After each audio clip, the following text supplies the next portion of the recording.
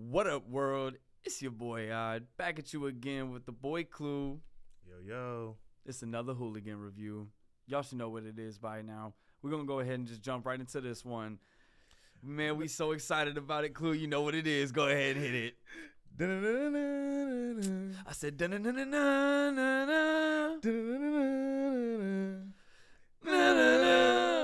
Boy, we back at y'all again with some X-Men 97 the back, baby. Oh yeah, we back in the building with this Man, one. this This is so- like a fever dream. This is something that I always wanted, and Never thought would happen.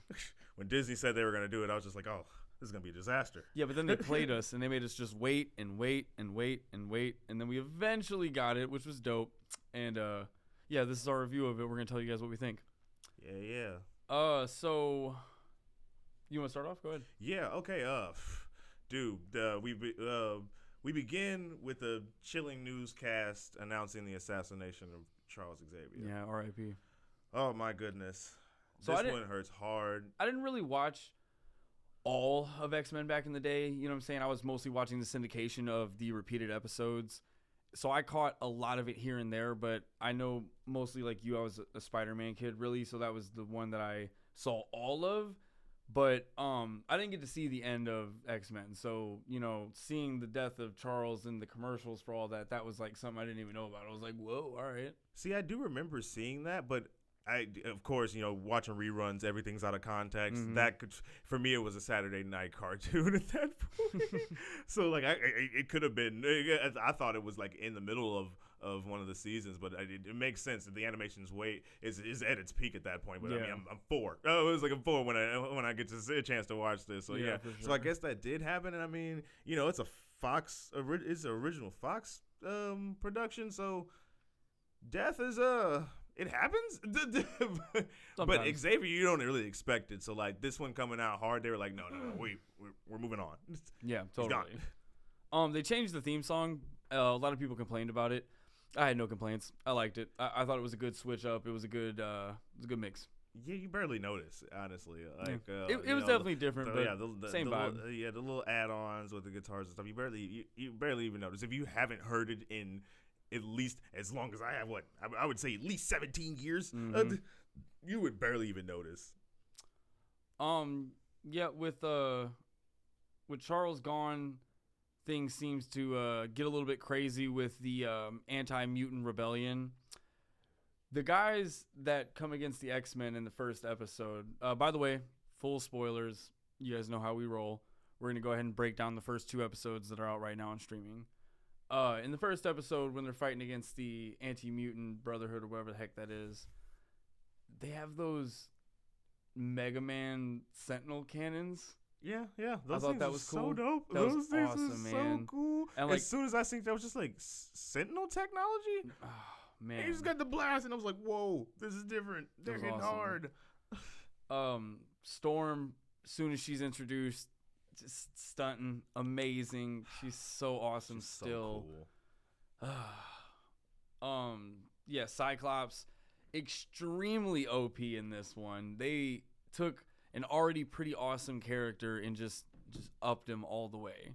Yeah, I think I'm convinced whoever's voicing Cyclops right now gave it the Fast and Furious Crossroads muscle treatment.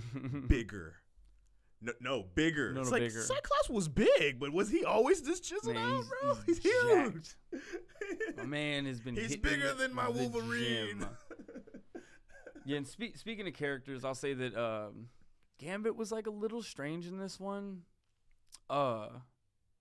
Just like characteristically wise, and like maybe that's because I wasn't as familiar with him as I thought I was, but I don't know. Just like the way he dressed, the way he acted, I was just like, yeah, little different, little less badass than I kind of thought he was.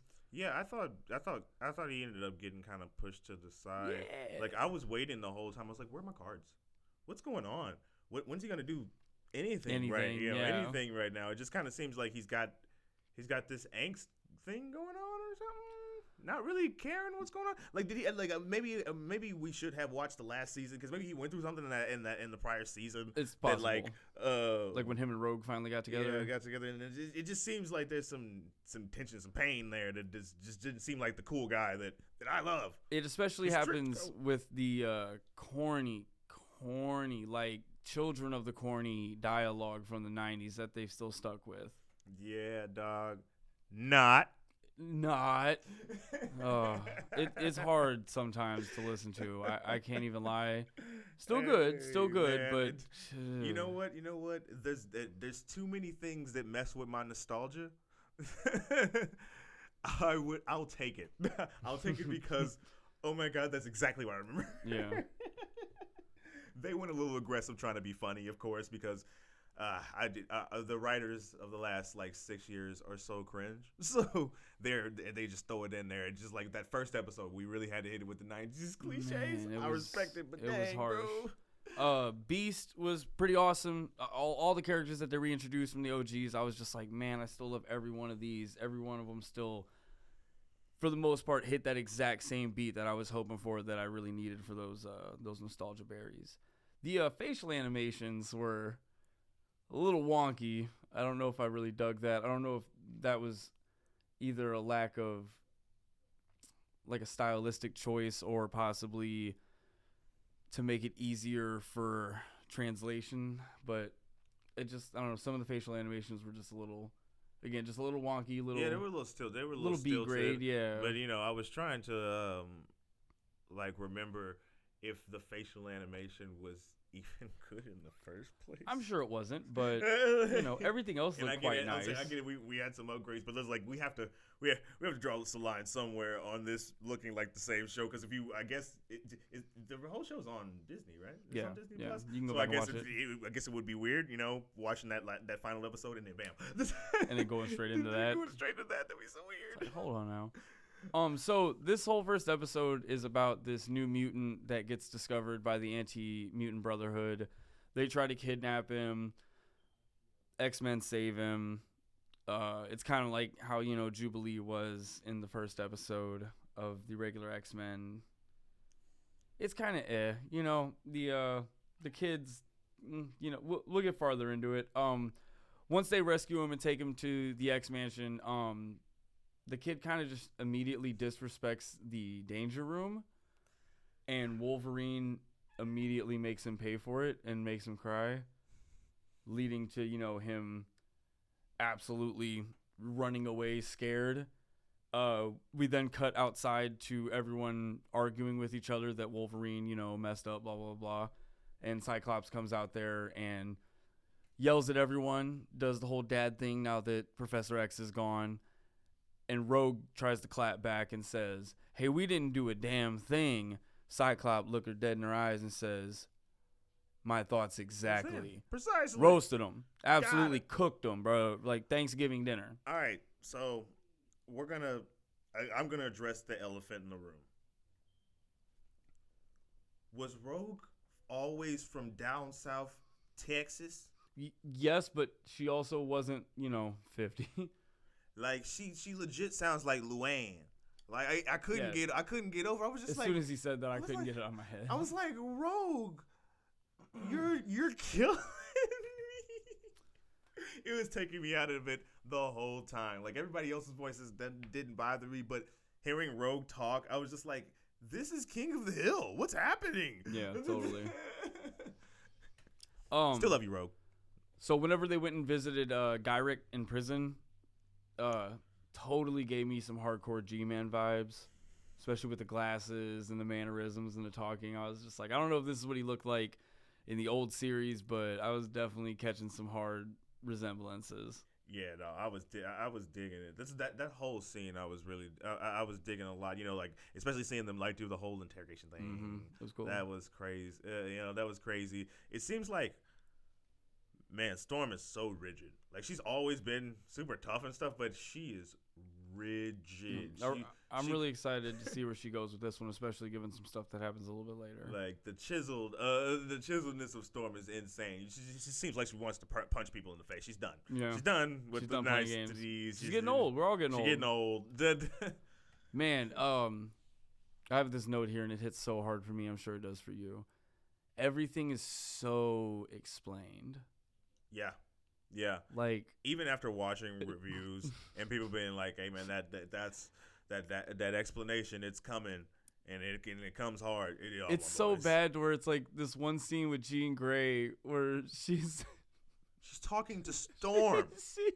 She's talking to Storm. She picks up this outfit, which is her Dark Phoenix outfit, and she looks over at Storm, who was, in the Dark Phoenix saga, and literally says, practically, like, "My name's Jean Grey, and when I wore this outfit, I was the Dark Phoenix. The Dark Phoenix is a space entity that once entered me." And I'm just sitting here like, what? Who is this for? I get it. Like, that's a rhetorical question, obviously, but the hand-holdy was kindergarten levels. I was just... Things that legitimately could, if they wanted to do this, I know we were doing short episodes exactly how it was with the old show. You could have done a flashback. Yep, just a one quick little run through. We could have been right through that. All right, so I'm going to address something that I wrote down, and I had to write it down because, my goodness, I was still not ready even after being warned. Mm-hmm. Morph is something else, dude. What a sicko. What a sicko for coming in there, walking in there like Charles Xavier. Yeah, I like him a lot. I nearly fell out of my chair. Yeah, he was definitely one of the highlights for me. I was like, what are they doing? What is this? It was so morbid and had the audacity to tell Cyclops to lighten up. It's like, dude, like his father figure's dead. Hopping forward a bit later into the episode, when Cerebro gets hacked into that like dream sequence by Jean's mind, that was crazy, dude. It was like the Matrix. Like, when Neo first get knocked into it, it's like, whoa, what's happening? What's going on? And then she messes up and like gets thrown into like, man, it was like a nightmare sequence where there was these like ghost sand entities, and at one point she isn't pregnant anymore, and then she sees her baby. And it's bro, in her arms. It's just. I know we both wrote this down. The baby is like swaddled in X-Men, dude, like an X-Men paraphernalia. I have this note later, but everything is branded in the X-Mansion.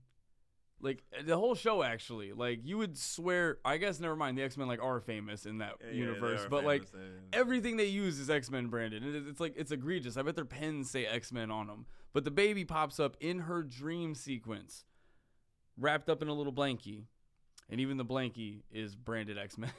It's just got little X symbols all over it. It was great. It was amazing. I'm not even gonna lie to you.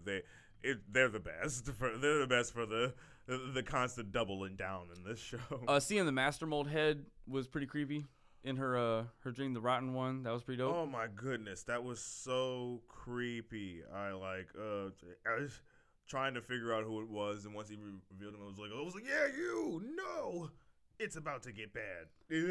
Whenever it pops off a little bit later, actually, speaking of Sentinels, whenever that one just rips the roof off of their car as it's chasing them like he's Superfly from that new Ninja Turtles movie.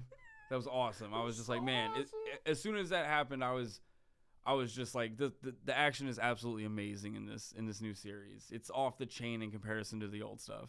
Yeah, no, it's dope. So I just have to say Wolverine had ran the kid off, right? And I just have to say the towns that they live in is lit. The clubs there are dope. Jean's like 1 billion years pregnant, and they just let her in that club. It's fine. Yeah. It's egregious. Real. I was just like, she is so like, yeah, pregnant. You're good. Go ahead. Just like, yeah, top one off. Get it.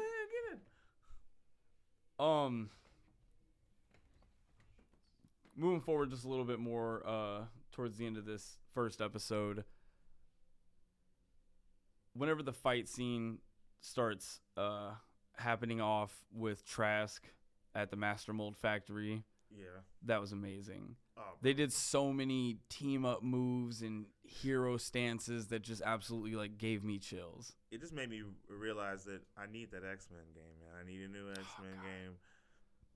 I know we have not really had the best track record lately with the superhero games, Yeah. but can we get it done, guys? Man, so at the beginning when Bishop and Storm both did their Kamehameha-esque attacks towards the enemies, all I could think of was the old school arcade X-Men games. Like, it was Dude, so it was reminiscent. So sick. Oh my goodness.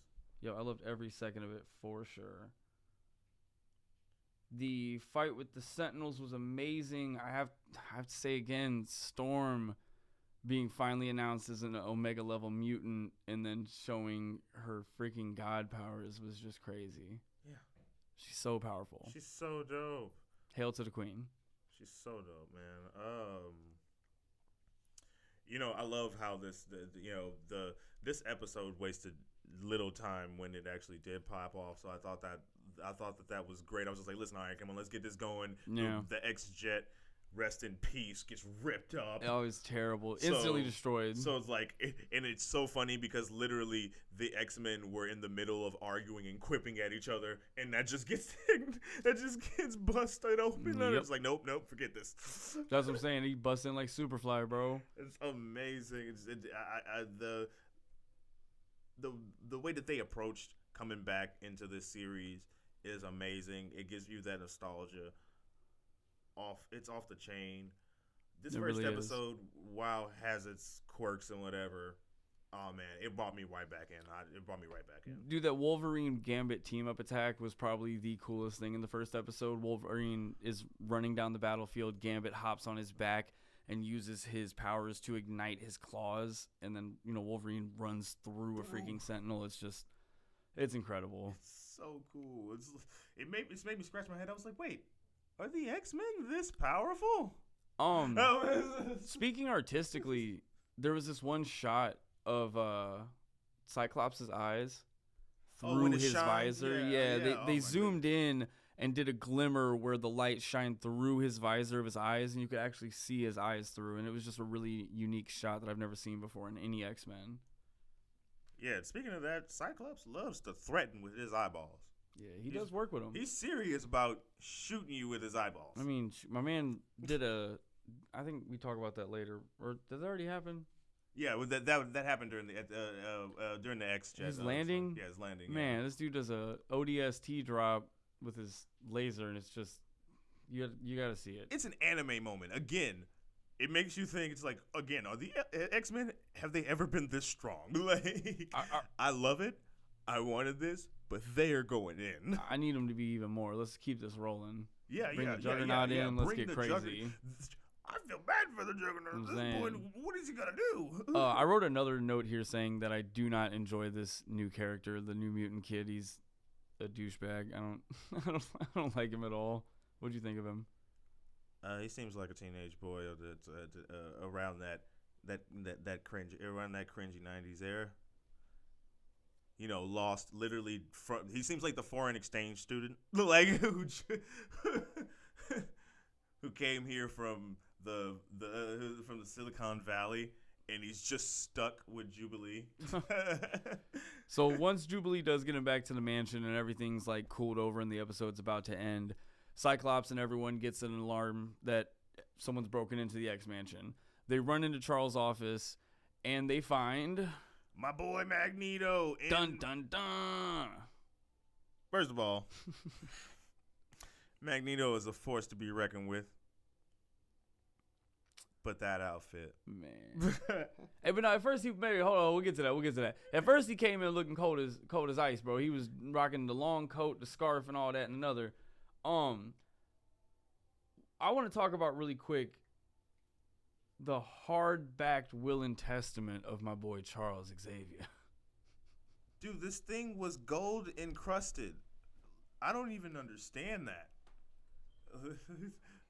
Like, it's you see Magneto holding the book, and the X-Men are telling him that he needs to get out. This is their home or whatever, and he's like, on the contrary, I have you know that now that Xavier is gone, he left it to me, and he's holding the book, and he uses his powers to send it over to them so they could read it, and I was just like, it has real gold in it. This is hardback, laminated, published. Oh, will. I love you, Charles. Yeah, he was cold-blooded gangster for that. He said, I ain't going out like no peasant. Also, it was like this thick. So I'm like, that's So how thick. rich Charles was. He had that much stuff to divvy out between everyone. So that's pretty much episode 1. I'll go ahead and give it a good watch. Definitely a good watch. Yes. Recommend Yes. it. Go check it out. I don't care if Please. you've never seen X-Men. As we said, it explains everything over abundantly, so you will not be lost. You will not be missing out on anything. Definitely go check it out. Go watch it right now. Please go watch it. Moving into episode 2. There's trouble at the pier. The Ferris wheel starts to fall over, and then it is saved by a mysterious hero in a very provocative outfit. Extremely provocative. So it turns out Magneto's saving people now. Everyone's really confused, but it's mostly confusing to the X-Men, who are like, what's really going on here? Are you turning over a new leaf? Should we still murder you? A lot of people, mostly Cyclops, still want to murder him. I mean, yeah, Magneto is quite the formidable foe, but he is still Charles' best friend from the war days. So yeah, He also saves those mutants in the sewer.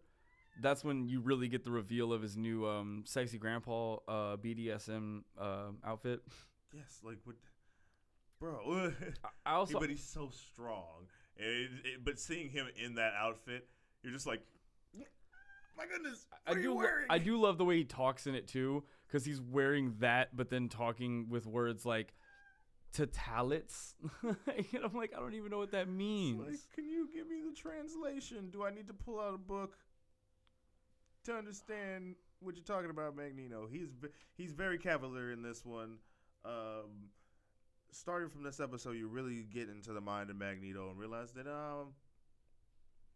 maybe he has a plan. Maybe he does see something that in Charles's vision. I wonder what was in that will is all I'm saying. I wonder what Charles offered him other than just the mutants. Well, see, I'm so intrigued. That's the main thing I want to talk about as well, is that the whole draw of the new show, I was curious of how they're going to try to get some of us to come back in, especially people like me who didn't really watch that much of it, but, you know, consumed enough to at least be excited for its return. They got me in right away. 2 episodes, and a lot of reviewers that were given review copies got to see the next episode, and they all said that it ramps immediately up. So just from what I've seen, I'm already hooked. I can only imagine what's coming, you know, after this. So, I just have a couple of notes here. In the beginning, on the Ferris wheel, that poor kid loses his NWA tape. I know he was sad about it. That poor Walkman went straight to the bottom of the pier. That was so sad. That was expensive back then. And can I please criticize Jean? Dude, I wrote here that her explanations are so ham-fisted I could taste them.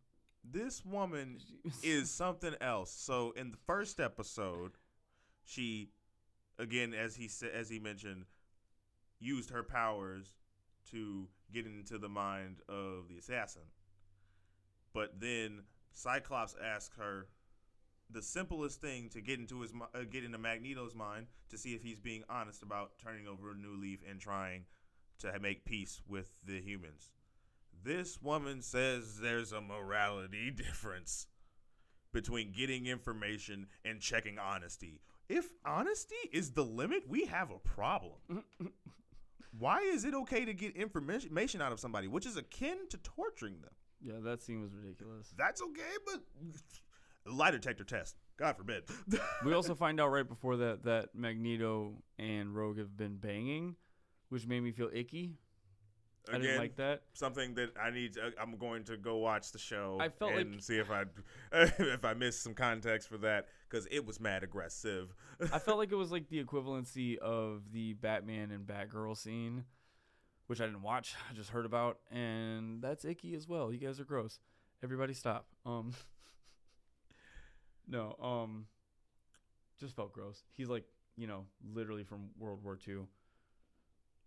It's very weird, but it's all right. But it's all right. I mean, I guess there's no Mystique anymore, so he's got to have someone to date, right? Somebody, I guess. So anyway, moving forward, we get a visit from the UN. Mm-hmm. The UN. Who's the UN, Clue? The United Nations. Yeah. The United Nations has their own military division. They come 3 helicopters deep and about 18 folk. Now understand, we're not talking about Interpol. We're talking about UN. It says it on their patches. It says it on their patch. UN dash nothing. United Nations. These guys come in with the biggest guns, and they take Magneto to go on trial. Of course, well, no, hold on. They tried to at first, and obviously they're like, "We have these guns that aren't affected by your powers, Magneto." And then he literally laughs and just lifts the 3 helicopters up and cheese graters them up to the people. And then they continue to have a conversation with 3 helicopters right next to all of them. And Magneto's just talking like this, but somehow the lady can hear him across the lawn. You got to admit, these people have great hearing and they're great negotiators. They just want to do their jobs. I'm saying, she's a super mutant too, bro. I'm just saying. I get it, but dang, bro. As you said, Magneto surrenders, gets arrested, has to stand trial at the UN for all of his crimes. So, so he's on trial, and I guess this is like the biggest sham trial I've ever seen, because it just seems like they were just letting Magneto just plead his case, and that was gonna be that. They were gonna just decide based on his speech. That's definitely what it seemed like. They're like, if he has a good speech, darn all the evidence, we might let him go. But before we even have that opportunity, before we are allowed to have a little small bit of international UN style justice, January 6th happens. It was ridiculous. The protesters are at the doors. I was like, the protesters? Y'all are the police. Shoot someone. Like, what are you talking about? These humans, these anti-mutant humans, come in and try to hold the United Nations hostage. It was ridiculous. It was to kill all the mutants. Man, I don't even talk. It was amazing. You could not make it up. Only post 2020. But what you think about that fake George Bush fused with Bill Clinton guy that was the head of the trial? Bro, who is this judge? He was something straight out of King of the Hill or something. It was crazy. This judge had us laughing the whole time. He was legit one of my favorite characters, and he's no one. This man was a laugh riot. Hey, off topic, who was the most distracting voice for you in this one? Coming back to it after all the years. I think you already said it earlier, but I mean, it's Rogue. Rogue will always be the most annoying for me. It's definitely her, but for me, it's Wolverine. He's giving me like strong Rorschach vibes now. I heard someone in a review say that he sounded like a pirate sometimes. That's messed up.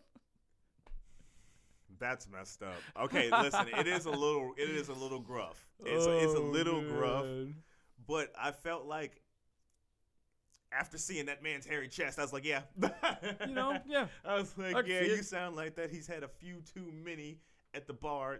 Somebody let the Wolverine start drinking again. And he's got a little rough. So Jean's baby ends up popping around at this time. Her water breaks. Wolverine has to take her. And right when her water breaks, Jean shouts, "Oh no, he's here!" And then Wolverine's such an idiot. He extends his claws. Where? Who's here? And then takes her to the hospital. It's but like, I love him so much. It's like, I love you, Logan. Literally never changed. Never changed. Not that he could if he wanted to. The last battle is honestly pretty embarrassing. So after the protesters break into the UN, they're finally followed up by their superhero, which is one of the guys from the very beginning of the episode, dressed in this armor, like a medieval executioner, and that's what he calls himself. And he just starts laying shop to the entire X-Men that are there, and it's embarrassing. I'm like, guys, this is a human, just a regular human, just mopping you guys up. This is the Executioner. Oh, this is the Executioner. And he's so goofy down to his voice actor at this point. And it's like, this is hilarious watching him work these poor mutants. Flashback over to the hospital. Wolverine's literally trying to kill a racist doctor for not wanting to birth Jean's baby. I thought that was really hilarious. It was so funny. But you get down to it. That doctor was like, listen, man, I could die.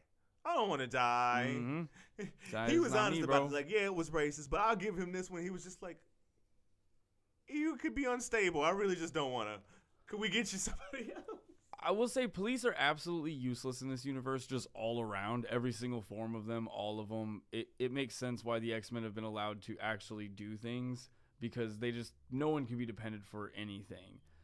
And it just goes to show when what happens to Storm happens to her at the end of the episode, which, again, huge spoiler. Storm loses her powers. I was like, how did this happen? All of you suck. I hate the show. I don't really hate the show. The show's awesome. But I was crushed. I was like, how can you show us how amazing she still is, how even more powerful she's become, and then just strip her away? Because she just leaves at the end of the episode.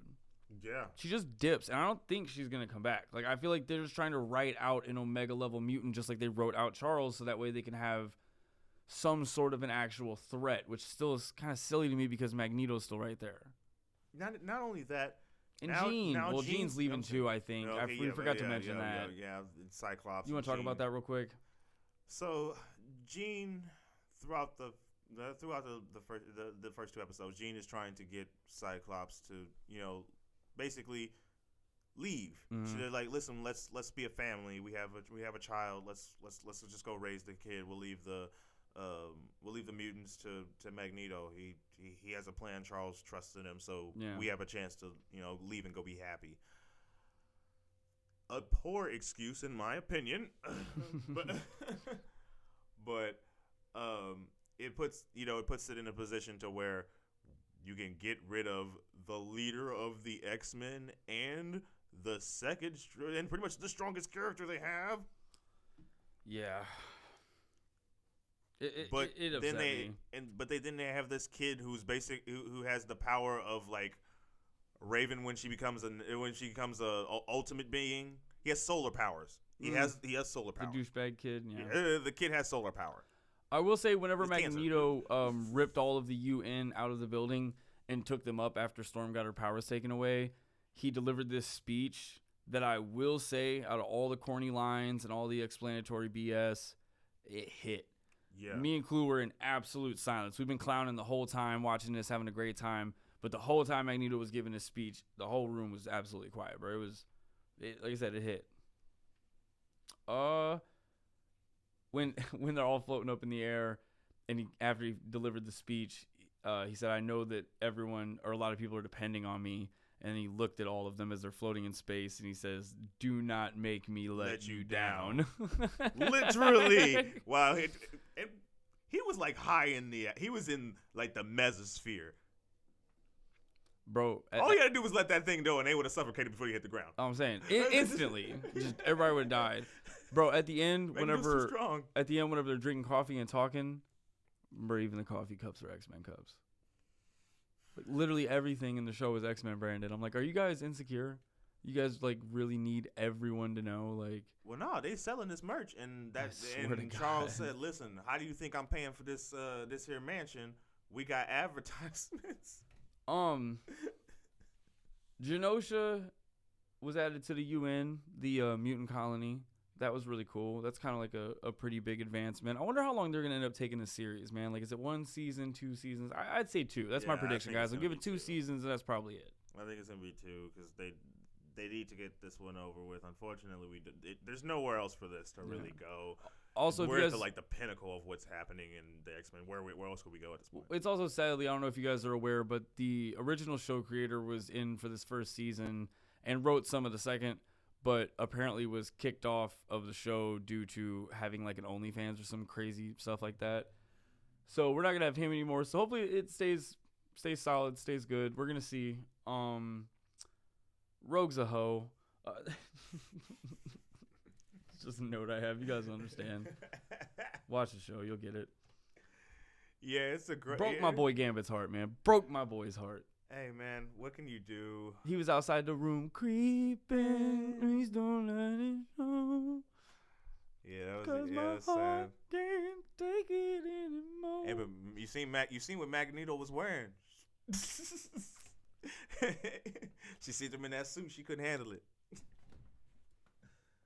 Oh, man, I totally forgot about this. I'm glad I wrote that down. The ending with the second Jean was crazy. So right before the show ends, this slightly younger, not pregnant Jean Grey busts through the door all battered and says, I'm looking for the X-Men, and then passes out. So I'm super excited to see where the rest of the show is going, to be honest. What are your thoughts on the second episode, Clue?